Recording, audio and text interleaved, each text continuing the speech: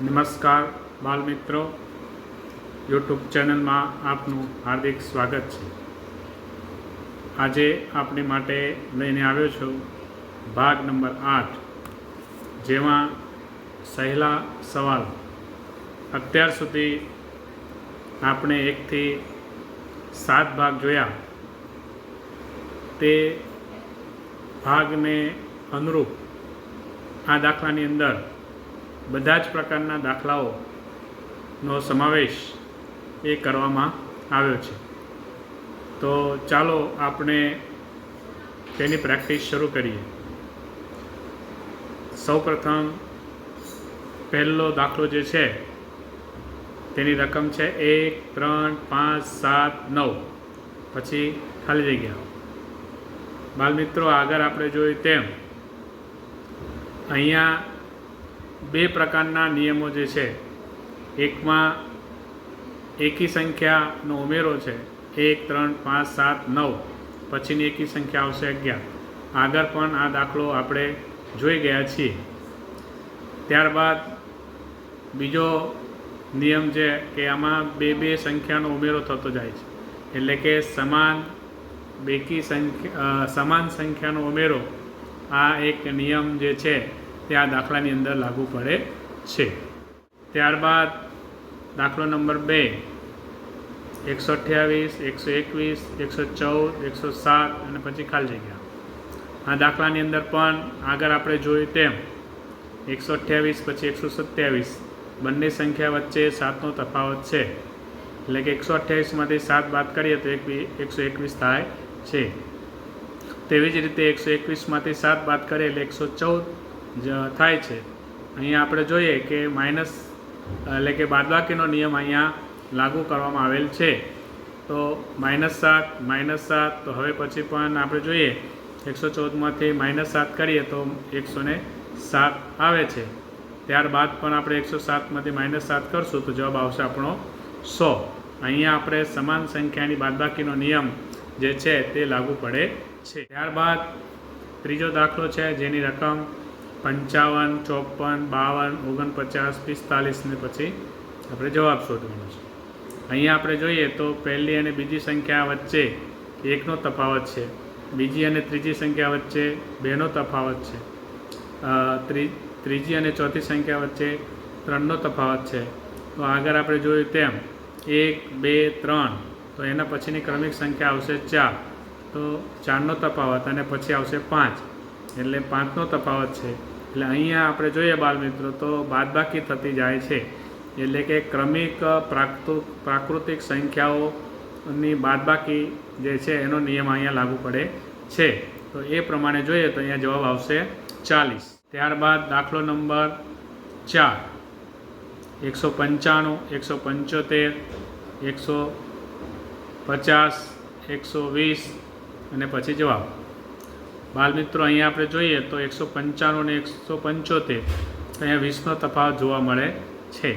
175 અને 150 તો એમાં આપણે 25નો તફાવત જોવા મળે છે। 150 અને 120 તો અહીંયા 30નો તફાવત જોવા મળે છે। તો અહીંયા આપણે જોઈએ તો ક્રમશઃ -20, અહીંયા -25, -30, તો હવે પછી એટલે 5 સંખ્યા જે છે તે ઘટતી જાય છે। તો અહીંયા 120માંથી -35 કરશું તો જવાબ આપણો આવશે 85 અને નિયમ આવશે સમાન સંખ્યાની બાદબાકી। ત્યારબાદ દાખલો નંબર 5, જેમાં 40, 53, 68, 85 અને પછી જવાબ શોધવાનો છે। તો આમાં આપણે જોઈએ બાળ મિત્રો તો 40 અને 53, તો એમાં 40માં 13 ઉમેરીએ છીએ તો 53 થાય છે। 53 અને 68 તેમાં જે છે તે 15નો ઉમેરો કરીએ તો 68 આવે છે। અહીંયા 13 પછી 15, એટલે આપણને એના પરથી ખ્યાલ આવશે કે અહીંયા એકી સંખ્યાનો જે છે તે નિયમ લાગુ પડે છે, એટલે 13, 15 પછીની એકી સંખ્યા આવશે 17, 58માં 17 ઉમેરશું એટલે આવશે 85, 17 પછીની એકી સંખ્યા આવશે 19, 85માં 19 ઉમેરીએ એટલે આપણને જવાબ મળશે 104। તો અહીંયા આપણને એકી સંખ્યાના નિયમ પ્રમાણે દાખલો। ત્યારબાદ દાખલો નંબર 6, એમાં રકમ છે 84, 72, 60, ખાલી જગ્યા અને 36. તો અહીંયા આપણે જોઈએ તો 84 અને 72, તો એમાં તફાવત છે -12. 72 અને 60માં તફાવત છે -12. 60 અને હવે પછીની સંખ્યા વચ્ચેનો તફાવત પણ કેટલો આવશે તો કે -12. તો અહીંયા આપણને ખ્યાલ આવે કે -12 છે, તો તેવી જ રીતે 60માંથી પણ -12 બાદ કરશું એટલે જવાબ આવશે 48. એના પછીનો સંખ્યા છે 36, તો 48માંથી પણ 12 બાદ કરશું આપણે એટલે જવાબ આવશે 36. એટલે અહીંયા આપણે જોઈએ તો સમાન સંખ્યાની બાદબાકીનો નિયમ આ દાખલામાં લાગુ પડેલ છે. ત્યારબાદ દાખલો નંબર 7, 2, 20, 22, 220, 222, 2220. તો અહીંયા આપણે જોઈએ તો અહીંયા થોડો અલગ પ્રકારનો દાખલો છે, કારણ કે આ જનરલ બધા દાખલા છે. એટલે આમાં સરવાળાના નિયમોના પણ દાખલા આવશે, બાદબાકીના પણ આવશે, ગુણાકારના પણ આવશે અને ભાગાકારના પણ આવશે. તો આ દાખલાની અંદર આપણે જોઈએ તો 2 પછી 20 છે. તો આપણે જોઈએ તો 2નો 10 સાથે ગુણાકાર કરીએ તો 20 થાય. પછીની સંખ્યા 22 છે, તો 20માં 2 ઉમેરીએ તો 22 થાય. પાછા 22 અને અહીંયા 220 છે, એટલે પાછું શું આવ્યું? ગુણાકાર આવે.